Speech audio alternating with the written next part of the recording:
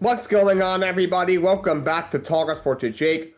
Hope you're all doing well. Happy December. It's December, so Santa Hat is back. Get used to it. Let's have some fun this December. But first off, let's talk a little bit of baseball. Winter meetings are getting very, very close. With that, couple of small moves happen. The Boston Red Sox make a trade. They get Sonny Gray from the St. Louis Cardinals. Also get $20 million to cover his salary. And they send their fifth best prospect, Brandon Clark, who's a pitcher. They also send Richard, also known as Dick Fitz, a young pitcher. Pitched for him a bit last season, had some injury, was pretty good. They go to St. Louis. I think this is a good move for the Boston Red Sox. Sonny's a solid pitcher. Getting older. This is going to be year 14 for him. He's going to be 36 years old, but had a good year last year. 32 starts, 14 and 8 on a below average team. 4.28 ERA, 108 and two thirds, 201 strikeouts. So still a very good pitcher. I think could be even better in Boston. They'll be a little bit better defensively. Younger team that's going to be better and be a lot more competitive than St. Louis was. St. Louis wasn't horrible, but they were, as average got last year. Boston was a playoff team last year. Should only be better next year. This is a good move. I know they originally redid his deal so that it was gonna be like he's got 31 million due this year, and then he's got like another like a $10 million mutual option or something like that for 2027, but they're getting sent $20 million. So really, he's got like $21 million left. That's what Boston's on the hook for. So it's actually, I think, a very good move for the Boston Red Sox. I know they're saying, oh, they want a legit number two star next to Garrett Crochet. I don't think Ray is the number two star anymore. But he can still be a very good third or fourth. You didn't give up a whole lot to where you can't go out and get a Joe Ryan, who they've been connected to early since the summer. So I think it's a good move. And for St. Louis, I think it's a good return. You have to pay some of his salary, but they do have a lot of money in St. Louis. They haven't spent a whole lot in recent years. They've had such an old roster for so long. They already need to tear everything apart. Shane Bloom's taking over the front office now. Clark should be a very good pitcher. He's a very good prospect, and Dick Fitz is a guy who will be in the rotation, I would think, opening day. He'll be in their opening day rotation. A young arm. They get two young pitchers back. One's ready right now. One might not be ready till the end of the season or next year or something like that. But that's the best return you're probably going to get for Sonny Gray, who I think has, basically 1 year left on his deal for a good amount of money and is going to be 36 years old. And is declining just a smidge. Like I said, still a good pitcher. I think it's a good move for the Boston Red Sox. This makes it a little bit easier, to part with some of the young arms you have, Connolly earlier, Kyle Harris, and Peyton Tilley. Then you go and get a bigger name, whether that's a pitcher or that's a bat. And the Baltimore Orioles also make a move. They bring in Ryan Helsley, who's going to close for them. He gets 2 years, $28 million. He's a player option for 2027, so he's guaranteed to make probably 13 to 14 million this year, and then he could opt in or out of 2027. I think it's a good move. Was very bad for the Mets last year. I think in 22 games, he had a 7.2 ERA, so it was very bad down the stretch for the Mets, but was good with the Cardinals as a closer. Of course, he went to the Mets to be a setup guy behind Evan Diaz and did not pitch well. For several years, was one of the best closers in all of baseball for the St. Louis Cardinals, and had a little slump with the Mets. Every reliever has like that one season where they're just off. Some closers just can't be set up guys. You remember Craig Kimbrel got traded and was to the White Sox that one year, and he fell apart. It happened. I do think Helsley could definitely bounce back. Philip Bautista, unfortunately, is going to have surgery again, but the second time in 3 years probably won't pitch. Needed a closer, and they get one in Ryan Helsley. If he bounces back, could be a very good closer. Will either be a guy that could be an elite level closer and on Baltimore team that could contend, or if not, he could be a really good trade chip as well. So I think that's a good move for the Baltimore Orioles. College football recap. It was rivalry weekend, week 14. First off, the Friday games. Number 2 Indiana beats Purdue 56-3. An absolute drubbing. Indiana finished the year 12-0 in the regular season, 12-0, 9-0 in the Big Ten. And Purdue falls to 2-10, 0-9 in the Big Ten, a rough year for them. Indiana, that clinches a spot for them in the Big Ten championship game. Texas with an upset. They beat number 3 Texas A&M 27-17. Texas finishes 9-3, 6-2 in the SEC. A&M finishes 11-1, 7-1 in the SEC, meaning they will not get to play in the SEC championship game.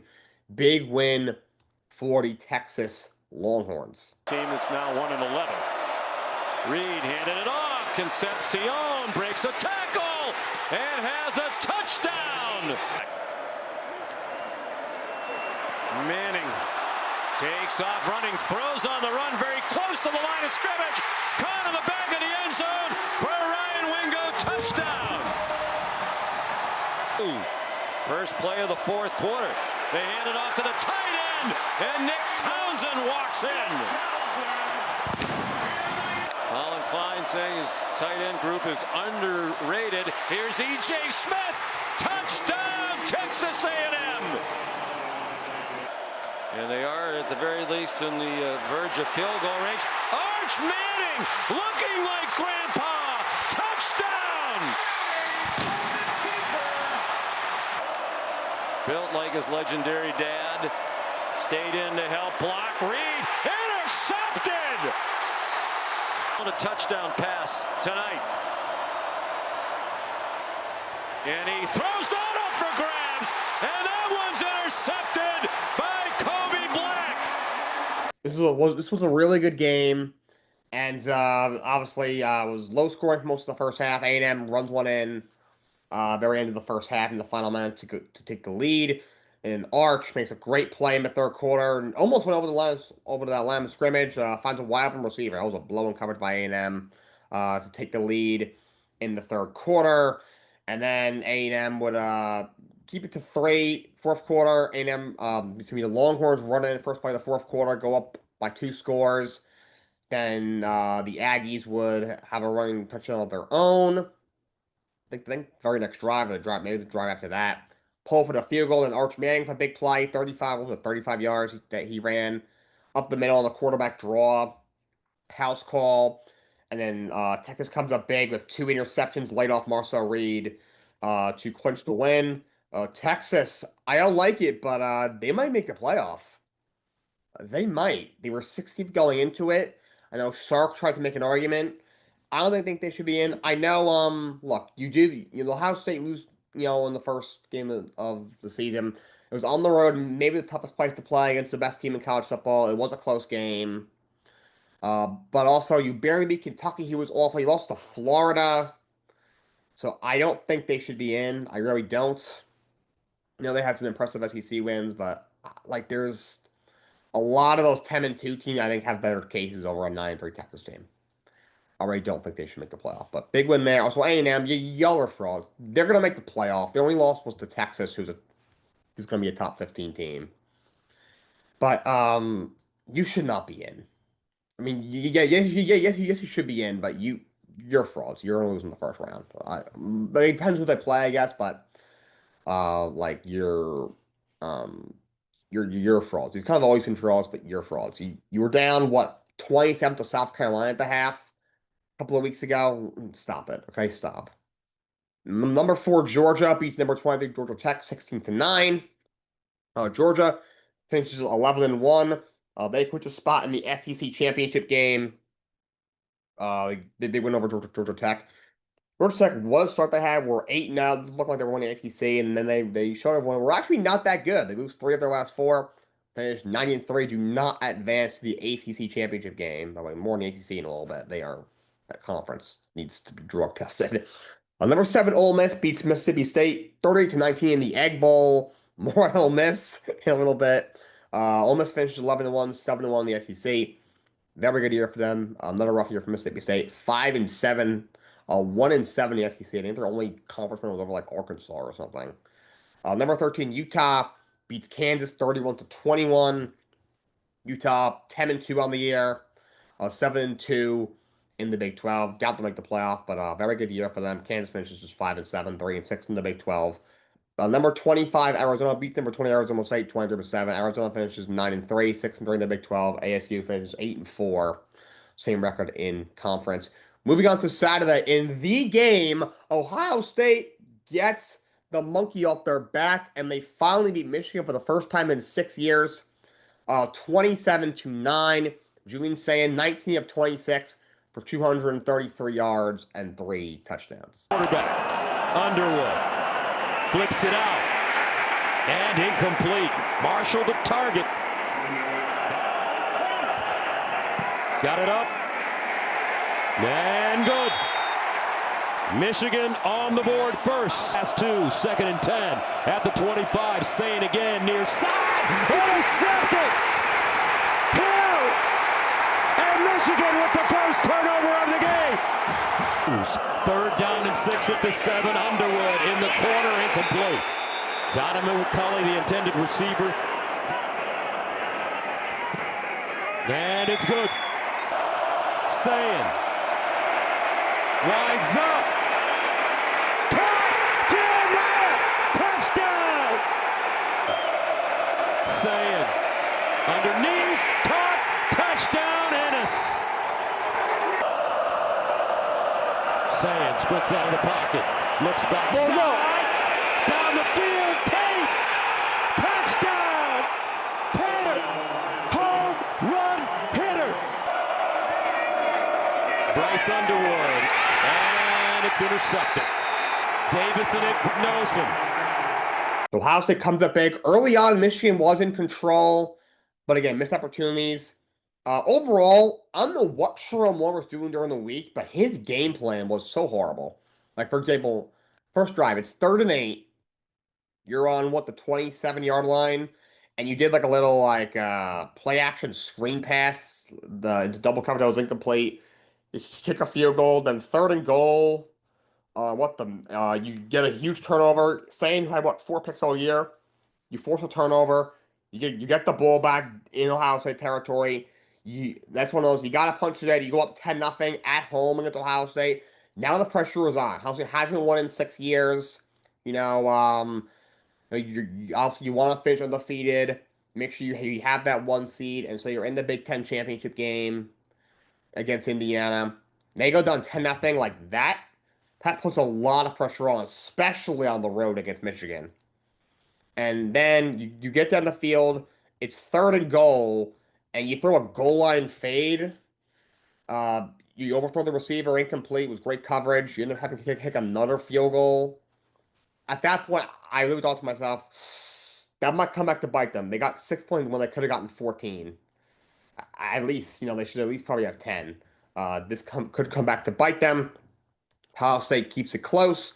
Next quarter, Sayin finds Smith for a touchdown, and then a little bit later, he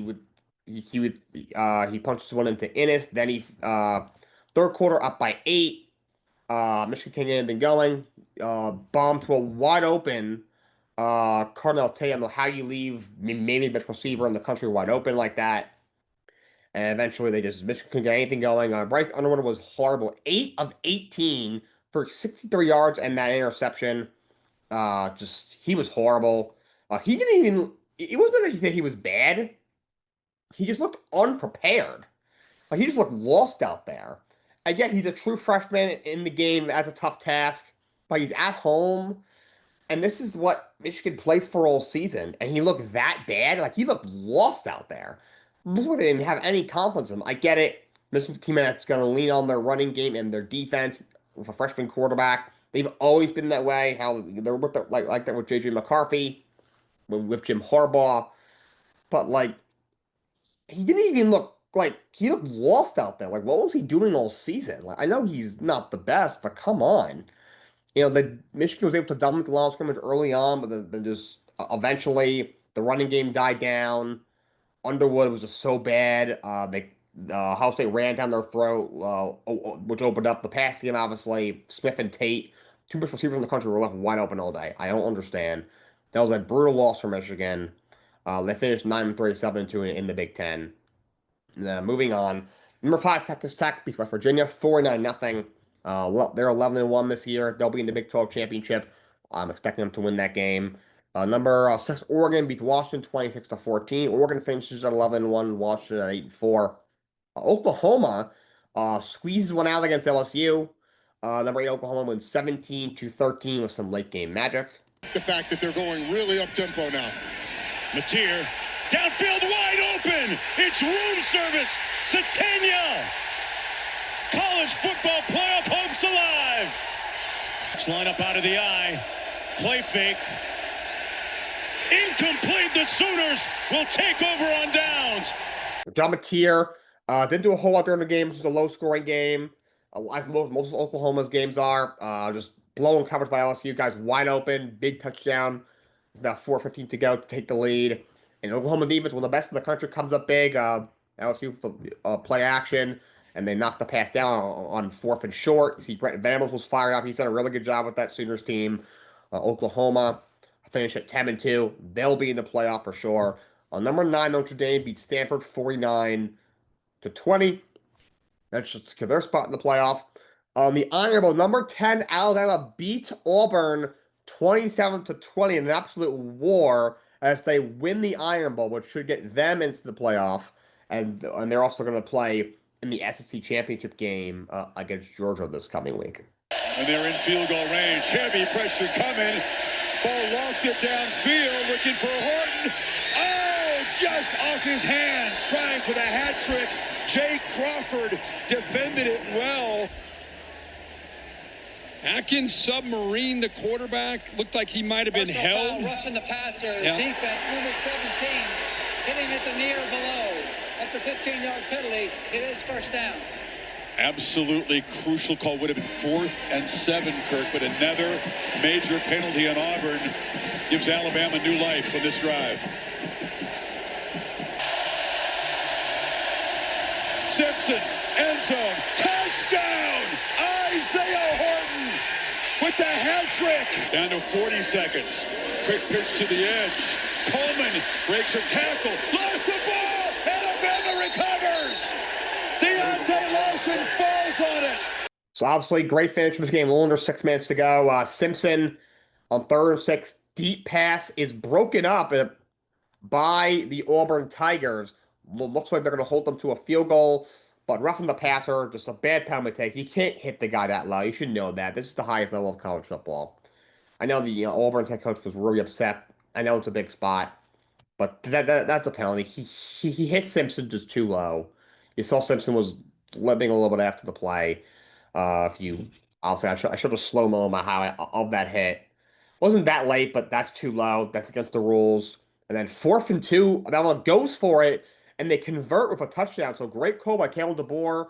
Horton with 3 touchdowns on the day for Alabama, and a horrible way to lose for Auburn. Final 40 seconds, you're driving, and then you complete a pass. He's nearing the first down marker, and you fumble. Alabama recovers with 33 seconds to go. Alabama hangs on. That's what I expected. Alabama wins, but in a war, because I know Auburn was really bad all year, but this is the Iron Bowl. Arguably the best rivalry in all of college football. And it's in Auburn. Auburn's got nothing to play for. They got nothing to lose. They're going to go all out. But great game. Alabama wins.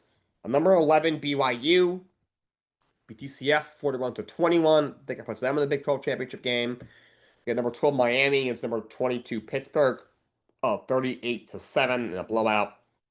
Number 14, Vanderbilt beat number 19, Tennessee, 45-24. Vanderbilt's now got an interesting case. Do they get into the playoff? Number 17, USC beat UCLA 29-10. Number 18, Virginia beats Virginia Tech 27-7. Virginia clinches a spot in the ACC championship. Yes, Virginia is in the ACC championship game. Cal beats SMU 38-35. Bit of a crazy game. Back and forth, Cal wins 38-35. I think SMU might be in the ACC title game if they won.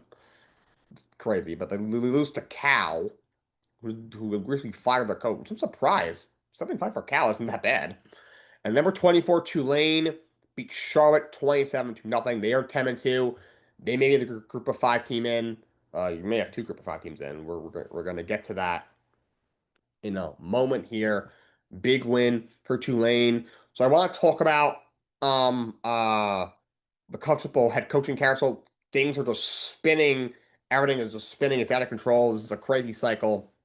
So Arkansas has hired Ryan Silverfield, be their head coach. They fired Sam Pittman early in the season.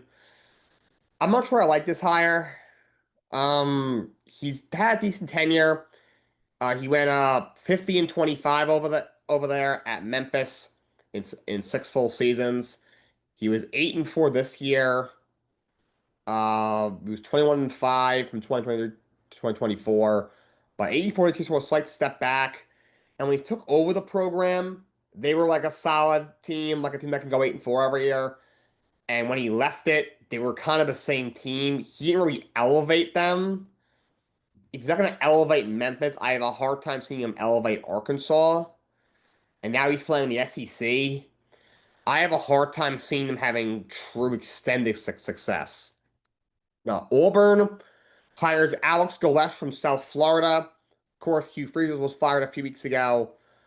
Hugh Freeze was absolutely horrible. Even when they hired him, people were like, the guy that was involved in all that BS, I don't know. And obviously it went not as planned. When you look at just the numbers for Golesh, he's like, oh, the team is good. I don't think people realize how bad the team was before Alex Golesh took over. In the 3 seasons before Alex Golesh took over South Florida won 4 games in 3 years. They were 4-29 in a 3-year span. He goes 23-15 with them. They were 9-3 this year. It was their best season in 8 years. They were obviously a very high flying offense, 4 3 points a game. This year, fourth in all of FBS. I think this is a good hire for the Auburn Tigers. I think he's a good coach. He deserved to be in the conversation for a lot of these big jobs as a guy coaching South Florida. He might probably won't sneak into the playoff, but there's a slight chance. Alex Golesh is now the coach at Auburn. I mentioned we texted that a week and a half ago, bringing Frank. We talked about that. Colorado State hired Jim Mora. Jim Mora, not the old guy from the Colts who had the playoffs thing. Not that guy. But Jim Mora was a guy, he coached in the NFL briefly. He was head coach in Atlanta when they still had Michael Vick. He was an assistant coach in the NFL. He was the coach at UCLA when they had Josh Rosen. He had been at it coaching for a little bit, but he's been at UConn the last few years and actually done a very good job. UConn's football program was dead in the water before he took over. He took over in 2022, and they hadn't won 9 games since 2007. They went 9-3 this year, the first 9-win season in 18 years. Started off rough. They were 9-16 in his first 2 years, and then back-to-back 9 wins, 9-win campaigns for him. He even beat both Boston College and Duke, 2 ACC opponents. I know Boston College is very, very bad. Won 1 game all year. We didn't know what the story with Duke football. But for a team like UConn, that's huge to beat any sort of Power 4 team. That's just almost unheard of. All 3 of their losses came in overtime. So there was a road where they were 12-0 this year. Colorado State fired Jay Norvell October 19th. They're going to be going to the Pac-12 next year. They've kind of been circling through head coaches from Norvell. They've had Mike Bubble, they had Steve Adazzi. They haven't been able to find the right guy. They bring in Jim Moore. I think this is a good hire. It's a good fit for him. I think that the team that could be very competitive next year and going forward. Florida's found their guy. John Sumrall from Tulane will now be the head coach at Florida. Of course, Sunbelt Billy Napier was fired a few weeks ago. Tenure was very, very porous in Gainesville. John Sumrall, the only worry I have is that they fired a guy who they brought in from a group of 5 from the Sunbelt, from somewhere in Louisiana, and they've been replacing with a group of 5 guy. However, Sumrall has done an excellent job at Tulane. They're 10-2 this year. They're in the top 25. They're in the American Conference Championship game this coming weekend. They got a good chance of making the playoff. He's done an outstanding job. He deserves this. This is a well-deserved promotion for John Sumrall. It's different animal going from the American Conference to the SEC. I think he's a little bit more equipped to do it than doing Napier is on paper. It's kind of we'll see what happens kind of thing, but I do think this is a good hire on paper. And then some smaller ones. OK State brings in Eric Morris. think they're a solid hire. They also Mike Gundy's long tenure ended earlier this year. They've been really bad the last couple of years. They bring in Eric Morris, comes from the Mike Leach tree, coached under Cliff Kingsbury as well. At one point, he played for Texas Tech, so he's familiar with Texas. He's done a great job in the last 3 years at North Texas. Again, it is a step up. Okay, so it's been pretty bad these last couple of years, but he's done a good job there. We'll see what happens. Oregon State with a bit of a out of the box hire. Trent Bray was let go earlier this year, about a month ago. He was just 5-14. They bring in Jamalka Shepard, who's the wide receivers coach for Alabama. Was also the assistant head coach. Also, came on the board, took over there. He's also the pass game corner and as well. So he had a lot of hats at Alabama. Kind of an unknown. I mean, he's working with Ryan Williams, so it's hard to say how good he really is. I'm not sure about this one. I feel like there was better candidates out there. However, Oregon State, they're not a job like Florida or LSU or Penn State or maybe even for Virginia Tech. So it wasn't the most attractive job in the world. He's got experience though. He's been at Western Kentucky, Washington State, as well as Purdue. So it's kind of a wait and see kind of thing. I feel like it's not the flashiest hire. And of course the big one, LSU has officially hired the sitting coach at Ole Miss, Lane Kiffin. He will get a 7-year contract worth $90 million. He is already in Louisiana. He is no longer the coach at Ole Miss. I don't even understand. Well, I shouldn't say that. At LSU, I think it's a very good hire. Lane Kiffin's a very good coach. Don't get me wrong. He's a very good coach. At the same time, Lane Kiffin only cares about Lane Kiffin. He was at FIU, was there 3 years. First chance he got to jump, gone. Goes to Ole Miss. First chance he got to leave, he jumps. While Ole Miss is 3 weeks from a playoff game.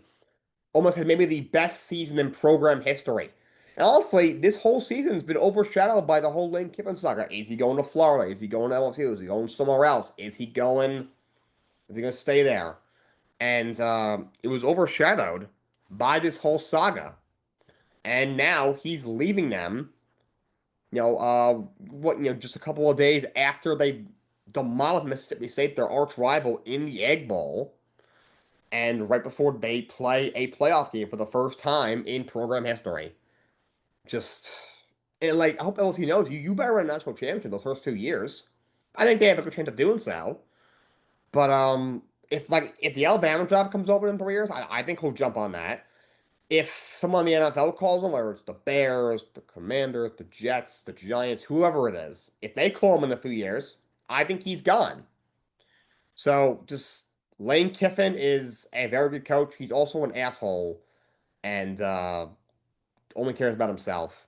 And this is almost unheard of. The college football's got to do something about their calendar. This has got to stop. How many times do we have a coach right before playoff season jump? You had obviously Trump is doing this with Brian Kelly that they got from this hiring away from Notre Dame. Obviously, there's a whole slew of reasons why that didn't work. Now we do it again with Lane Kiffin stealing them from Ole Miss, their arch rival, before Ole Miss plays a playoff game. This is not the same extent, but Tulane might be in the playoffs. They have a conference championship game coming up, and John Summerall is now going to be coaching in Florida. He may let him finish out. I'm not sure. North Texas has an outside chance of making the playoff as a Group of 5 team, and their coach is just agreed to coach Oregon State. We gotta stop doing this. Also, Lane Kiffin, you could have cooled off and waited to sign with the other after the playoff. When Kurt Cignetti left JMU for Indiana, he didn't sign with until after JMU season was over. He finished what he started, as a favor for those kids, and then he signed with JMU. It's such a slimy move. Just a sleazy move by Lane Kiffin. The fact that he told his staff, I'm not on the plane tomorrow, you're not on the staff. Come on. That's such a dick move by Lane Kiffin. But he's now the coach at LSU. Crazy hire there. And then so the other jobs available, obviously a bunch more have opened up because of guys leaving. Penn State's still open. I wonder who they'll fill their opening with. Cal recently fired their coach. UCLA is still open. Uh, and now UAB recently came open. Ole Miss, they promoted their defensive corner, Pete Golding.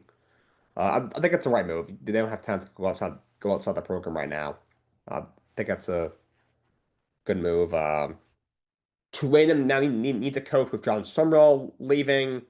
Memphis now needs a coach. Ryan Silverfield left. South Florida lost their coach. North Texas lost their coach. UConn lost their coach. Michigan State fired Jonathan Smith after a horrible 2-year tenure. And they're bringing in Pat Fitzgerald, the former Northwestern coach. I think that's a good hire. And Kentucky is moving on from Mark Stoops, who is the winningest coach in the history of their program. And for 12 years, he is out. Proud of the right move. They've been very bad. They've been bad for a couple of years now. So this college football coaching cycle, still a lot of jobs out there. The big ones have been filled. Obviously, Florida's filled, Auburn, LSU have been filled. Now, Penn State's is a big one that's still open. There's some interesting ones. There's a group of 5 teams that have really start to build something like USF, North Texas, and Memphis, Tulane are still open. Honestly, I'm interested to see what UConn does because now they're a legit program. We will see what they do. I'm very, very interested. I have some friends that attended UConn. I've been asking them, like, what the heck do you think they're going to do? I'm very interested to see how that job plays out. NFL recap.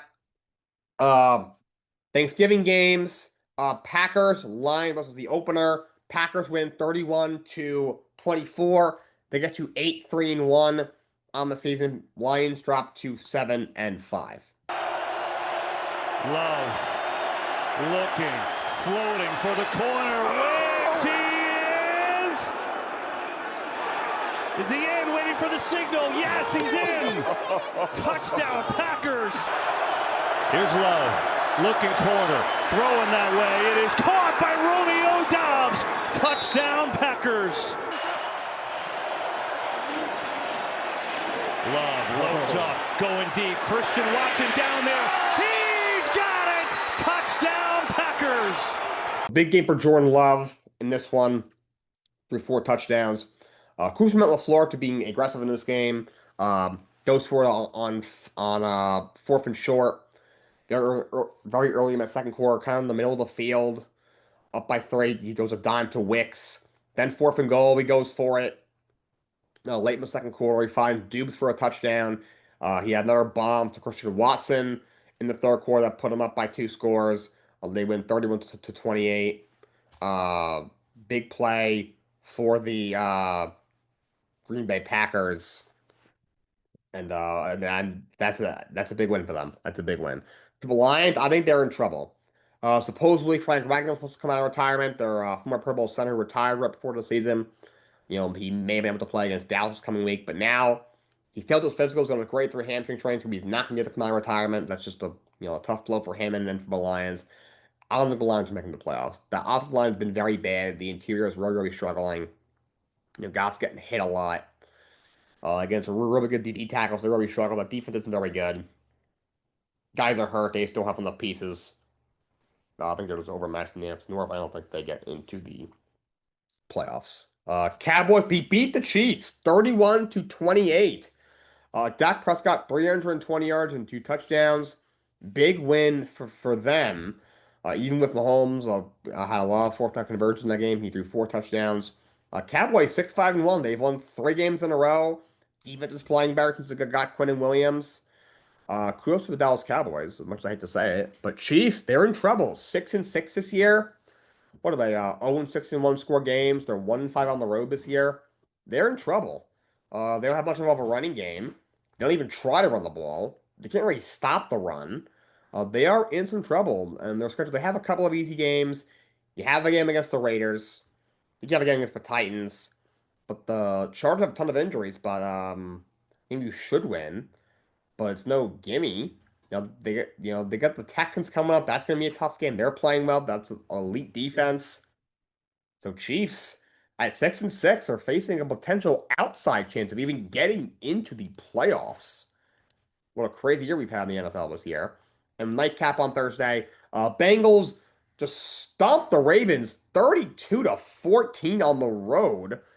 Gets them to 4-8. Ravens are up to 6-6. 3rd and 9. Burrow out to his right, to the end zone. One hand brought in by Hudson for the touchdown. Tanner Hudson. That great catch by Tanner Hudson was a really good microcosm of what the Bengals did with like. It was an incredible catch by Tanner Hudson, their tight end. That put the Bengals up 19-7 going into the half. And they went from 32-14. A lot of that had to do with the turnovers by the Baltimore Ravens. Safety heads deep. 3rd and 9 for Lamar. In trouble. And he lost the ball. It's caught out of the air. Cedric Johnson has it. Joseph Osai hit him. It popped in the air. And out of nowhere, Cedric Johnson has it. Jackson on 2nd and 9. Look deep. Was covered. Throws in the middle. It's caught. Likely on the run. Isaiah Likely hurdling his way home. Did he hold on long enough? Jordan Battle hustling. Got a hand on Likely's arm. Knocks it out. So while they think it's a score, it might in fact be Bengal ball. Here on NBC and Peacock. A couple of timeouts. Lamar Jackson from the 20. Wants something deep. Oh, that ball came out. That ball came out and is fallen on by the Bengals. Ruled the fumble and the 3rd of this first half. It is, but there is no tuck rule anymore. They got rid of that thing. I think the ball is pretty much pointing downward when he loses control right there. Receptions. 3rd and 9. Lamar Jackson. That ball got hit. That ball's intercepted. It's Demetrius Knight Jr. down the sideline. Another turnover for the Ravens. And the Bengals have it right around midfield. And he comes through. First down. Flowers. Lost the football. That's a catch and a fumble. Scooped up by Cincinnati's D.J. Turner. Ravens commit 5 turnovers. Lamar had, 3 of them? First quarter, as you saw, gets hit, fumbles, it falls right into the hands of the Bengals, basically right on the goal line. That leads to a touch. That led to points. Actually, no, I think the Bengals get stopped, but then Lamar throws a big pass to Isaiah Likely, runs all the way to the end zone, and fumbles out of the back of the end zone. Touchback. Just a back-breaking turnover there for the Ravens. And then, right before the half, Lamar fumbles, ball kind of falls out of his hand. He's trying to pump fake. Bengals recover. They end up getting that touchdown to Tanner Hudson. And then just a really bad interception in the red zone in the beginning of the 4th quarter. Ball gets tipped at the line and ends up getting picked off, and they're down by 12. That pretty much did it. But then down by 15 points, 4th quarter, Lamar completes the pass, and the ball comes out. Bengals recover. Just a brutal day for the Ravens. How do you look that flat? The worst defense in football had made you turn the ball over 5 times. Ravens are in trouble. They're 6-6. Technically, they're in first place right now. But Lamar has not played well since coming back from the injury. He's not making as many plays with his legs. He's doesn't have a single passing touchdown in 3 straight games. 3 turnovers against the Bengals. He's definitely still hurt. So Ravens in trouble. Bengals 4-8. If they could find a way to beat the Bills this coming week, they get the Ravens at home and then 3 pretty easy games against the Dolphins, Cardinals, and Browns. Winning out and still in the AFC North is not out of the question for the Bengals. In the Black Friday game, Bears, a pretty big statement one actually, beat the Eagles 24-15. So Ben Johnson getting short rest in the locker room. That was a lot of fun to watch. That was a hilarious visual. Bears go from I think it was the 1-year anniversary of them firing Eberflus, and then on that they beat the defending champs by 9. Their head coach taking off his shirt in the locker room. Bears ran for 281 yards. So much for the Eagles' dominant D-line. And this Eagles offense is so bad. It's just terrible. It's horrible. The Jets have outscored the Eagles over the last 4 games. Just crazy. They fall to 8-4. Something's going to happen to Nick Sirianni. I know everyone's blaming Kevin Patul, the offensive coordinator, and he hasn't done a very good job. But we got to stop blaming the offensive coordinator. When Sirianni doesn't have one of the 5 best OCs in football, the offense looks brutal. They collapse. They collapse again. He's got to go. I don't care if this guy's got 2 Super Bowls and he won one last year. He's not a very good coach. He's a horrible X's and O's guy. His game management is terrible. Why did he go for 2 late in the 4th quarter? Kick the extra point, get a stop, and then try and get a touchdown or 2-point conversion on your last drive. Why would you go for 2? You put yourself completely out of the game. I don't understand. And then his explanation is like, "Oh, well, you know, I'm not going I'm always going to go for 2 there." Why? Why would you do that? I don't get it. That guy's a dummy. I don't get it. But into the Sunday slate, 49ers easily get by the Browns, 26-8. Brock Purdy showed off the dance moves on one of those touchdowns. Shedeur doesn't play well. Surprise, surprise. But he will get another start, though.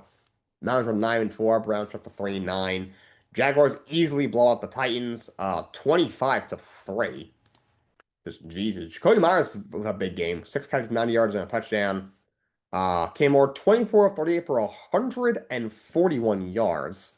Just holy yikes. He did not lose a fumble, but he almost did. But Pollard lost one after Chimere Dyke, their one of their receivers, maybe the lone bright spot on that entire team. Titans, they're 1-11. They haven't won a home game all year. I mean, they've only won 1 road game all year, but 0-7 home, 1-11. Look like they're going to pick first again. Just Jesus. Holy mother of God. Camo looks horrible. Frank Grizzly has nothing to work with. Our Jaguars won 25-3. They were 8-4 on the year. Texans beat the Colts 20-16, so a big win for the Titans. The Texans. There's a game out of first place. They have won 7 of their last 9 games, and CJ Stroud's return. He didn't look great, but does enough to win the football game. You know, Daniel Jones is playing through that fractured fibula. It's definitely affecting him. It's been affecting him. Obviously, he's not been running nearly as much, which is his strong suit. Jones, 200 yards and 2 touchdowns in this game. So that's gonna be interesting to see how that plays out down the stretch with that injury. Now Sauce Gardner, he gave up 2 first-round picks to improve your defense. From the Jets is now going to miss a couple weeks with the ankle injury. Colts could be in trouble as they are no longer actually in first place. That's actually Jacksonville right now. Dolphins over the Saints, 21-17. Dolphins have won 3 in a row since firing the general manager, which is kind of crazy. Still only 5-7. The Saints dropped to 2-10 on the year. I think they have the 2nd pick right now. Jets pick up a win. They beat the Falcons 27-24 in a kind of a yikes game to watch between the first half. Just a 3-9. Falcons 4-8 on the year. Just a crazy, just messy game. McNamara punting from his 45-yard line. Fair catch signal from fumble. Ball comes loose. Here's 1 running back, 2 tight ends. The handoff to Breece Hall, and he takes it in for a Jets touchdown. Breece Hall looking like a wide receiver there. Fake to Hall, and now Taylor airing it out. It is caught. Mitchell, touchdown. From the left This game has had a lot of 50. for pretty much everything. It The is fastest they ever made. no good. Wide to the right. Missed one. Decent long is Early 58. second quarter. I don't know why the guy even fielded that. From 55, it is no good. Right hash. Breece Hall punches it in. People who thought that should have been a Gonzalez from 52, and this time it is good.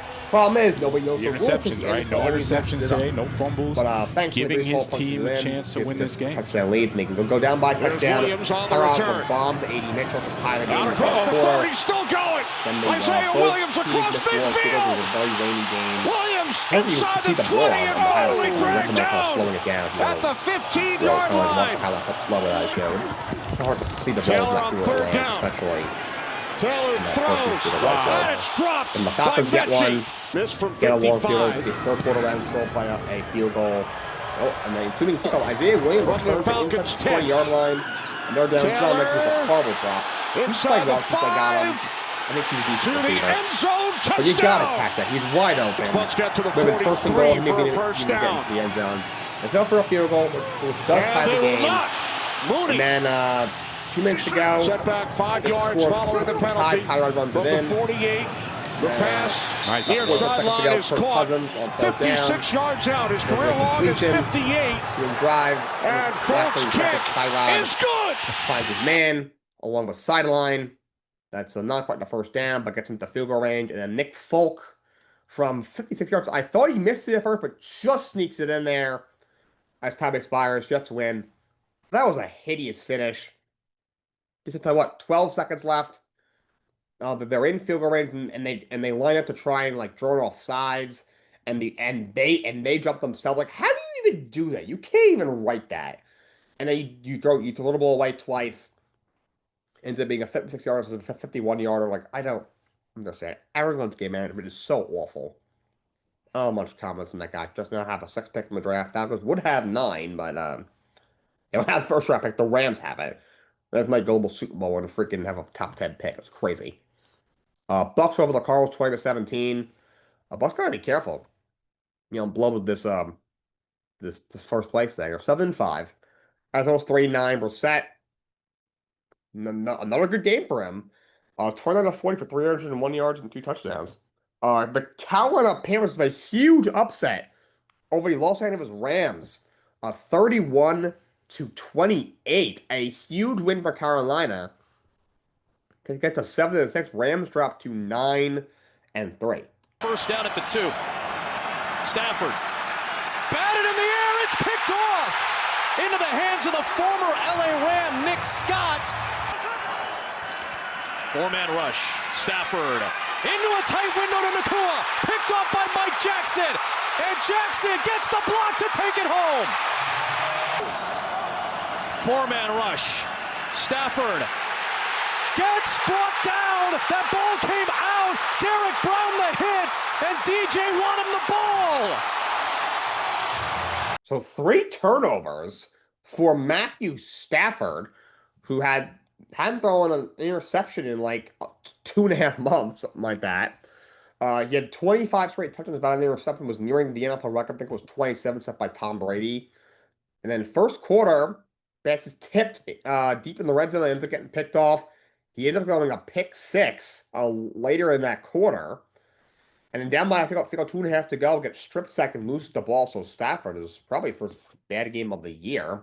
People were joking. I guess the NFL tweeted out like 9 in all capital letters, like under like a picture of him, kind of like hyping him up because he's been playing so well. And then he had 3 turnovers. People were joking because they're calling him 9 and like JJ McCarthy. And he had 3 turnovers and lost the game. It was pretty funny. But huge win for Carolina, who I don't understand. They're so inconsistent. So this team barely beats the Jets. You lose to safe by 10 at home. Then you beat the Packers in Lambeau. And then you get embarrassed by the Niners, and then you beat the Rams. I don't get it. But you're 7-6, half game out of first place. Seahawks shut the Vikings 26-0. No what to see there. Vikings started Max Brosper, the undrafted free agent, with JJ McCarthy hurt. Or maybe he's just, maybe they're just like, dude, just say you have a concussion and sit down. Max Brosmer was, just watch the clip. He rolls, he's pressured, he's in trouble, heaves it up, oh no! Ernest Jones, house call! He will take it all the way! A game-changing play from Ernest Jones. 84 yards and no flags. O'Connell, and now it's the complete opposite. Brosmer lets it rip, too tall and picked off by Kobe Bryant. Wanted Naylor, sailed it to Bryant. What was that? That first pick by Brosmer, like, what are we doing? Like, what went through your head? And then the overthrow in the third quarter, just holy crap. He was somehow worse than J.J. McCarthy. A train wreck. Even worse, that was half the interceptions he had that I showed in the clip. Yikes. 4 picks for Max Brosmer. Nathan Pearman, S debut. What do you do if you're the Vikings at this point? What do you do? I just call Josh Johnson, see if he's not doing anything, and have him play. Can he be any worse? I know he's like he's made a living literally being a practice squad quarterback. The guy's been on like every team 3 times. He's played in every other football league known to man, the UFL, CFL, you name it. Like, he hasn't played in a couple of years. Like, just get him in there. See what happens. Just see what happens. Bills over the Steelers, 26-7. Josh Allen did a lot of cool things. Josh Allen, James Cook route, 32 carries for 144 yards. So Steelers couldn't stop the run. They might be cooked. Aaron Rodgers is 41 playing with a broken wrist. The running game isn't great. They have just 58 yards rushing, just 3.2 yards to carry. Their defense isn't very good. They didn't have a single sack in the game. They can't stop the run. Bills ran for 249 yards. Ran the ball 51 times. Good lord. Aaron Rodgers 117 yards on the day. He took so many hits that his face was bleeding. He had to come out of the game. At one point, Mason Rudolph threw 3 passes, no completions, 1 interception. Pittsburgh 6-6. They gotta fire Mike Tomlin. It's time. Okay, it's time. They're 6-6, and what's even worse, they're probably going to go 9-8 and somehow find a way to win the AFC North, which is horrible this year. And they are just going to get obliterated in the first round. My God. Now, Bills are 8-4. Our Chargers over the Raiders, 31-14.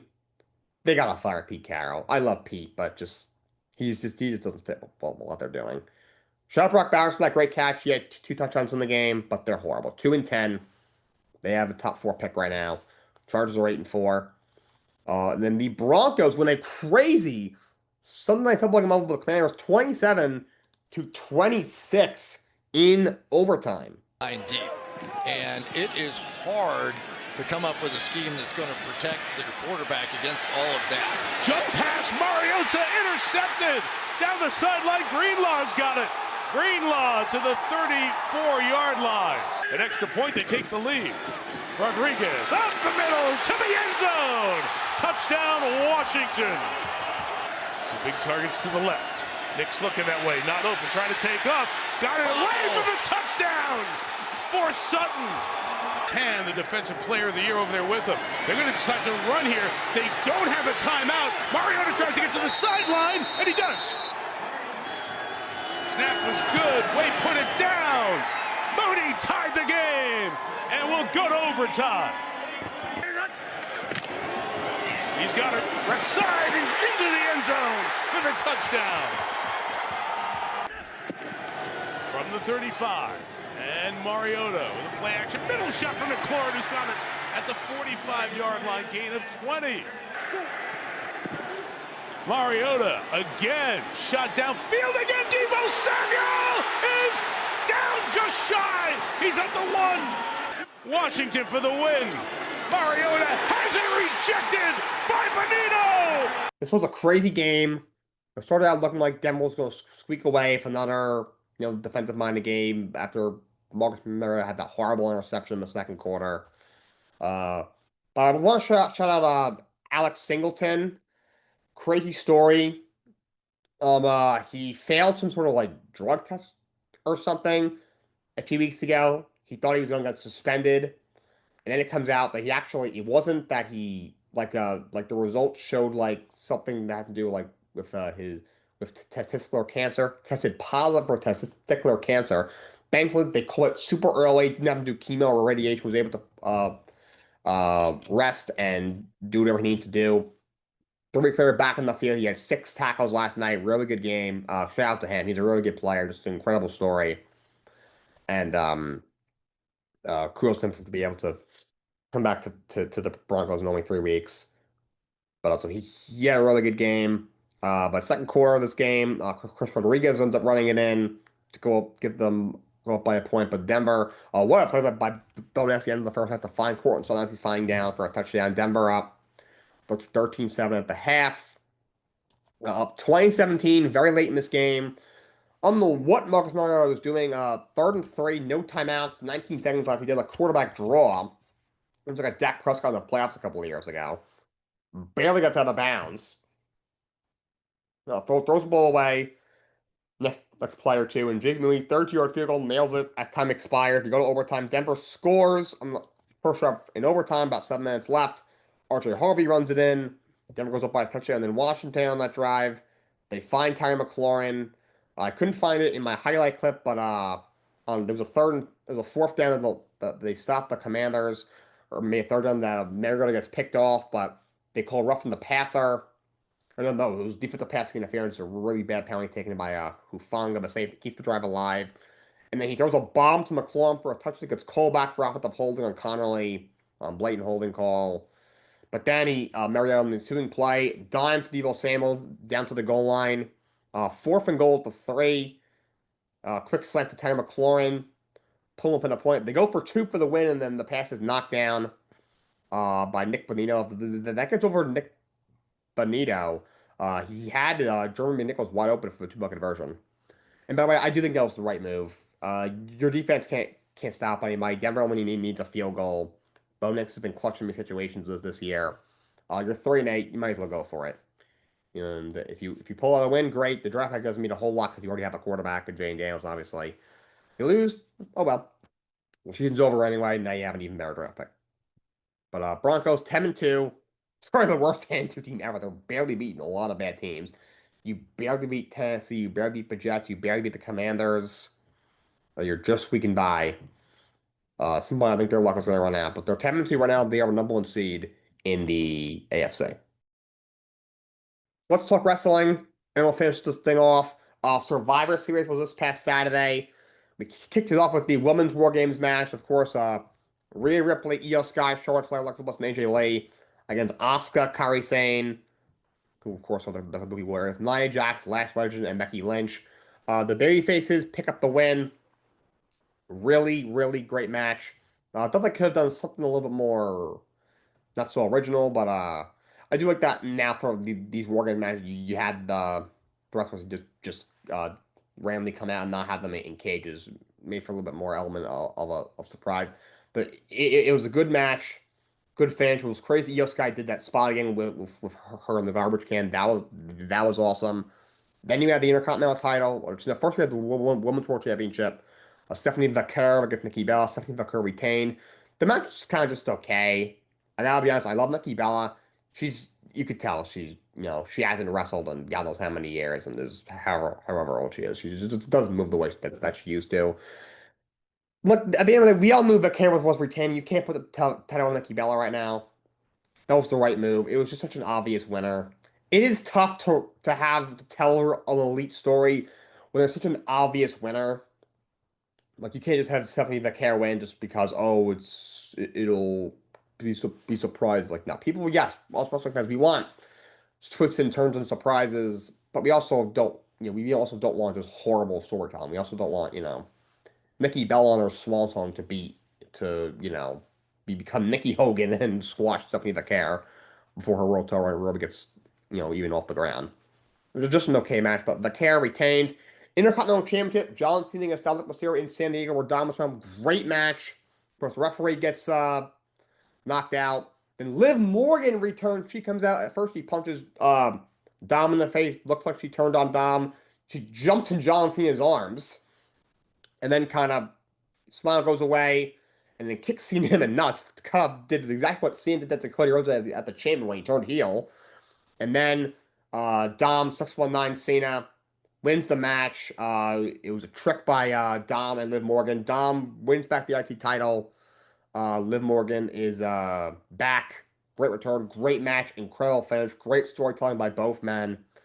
And I cannot believe John Cena has one date left. Not only one more match, one date left in his entire career. Hard to believe, but great match. Great job by both men. And the men's WarGames match was, of course, CM Punk, Cody Rhodes, Roman Reigns, and the Usos against Logan Paul, Drew McIntyre, Brock Lesnar, Bronson Reed, and Braun Breaker, rather.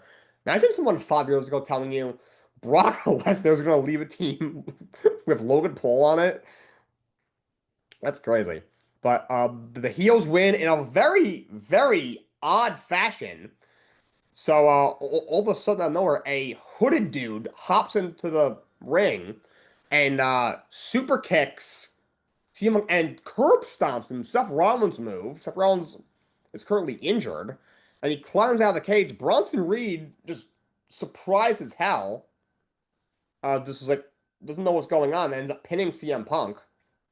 So I don't know what to think of that. Like, I don't think it's Seth Rollins. If you look at the dude, it doesn't look like him. I know we didn't see his face, obviously. But, like, the dude was a lot bigger than Seth Rollins. There's a lot of rumors going around. Is it Austin Theory? People think it might be Austin Theory. There's rumors that's going on with Chris Jericho. There's rumors that his contract is about to end with AEW, and he might come back to WWE for his retirement tour, like a last hurrah in his wrestling career with WWE. He said in the past, like, he would consider going back to WWE at some point in his career. If he's in his 50s, he's obviously on a swan song. So who knows? But I don't know where they go from here because what the plan is. Because like afterwards, look like they were hinting at Roman and Cody Rhodes are going to have another match, maybe at WrestleMania. It really should be Roman and Punk, and is Rollins going to go after Punk again? He should really be going after the Bronze after they broke up with him. Like, I don't know what's going on. So it's a good story plot, but also that was such an anticlimactic ending. They could have done something a little bit more creative than that for the main event of the WarGames. They could have done something a little bit more creative. That's all I got for you guys today. Till next time, so long. Have a great day.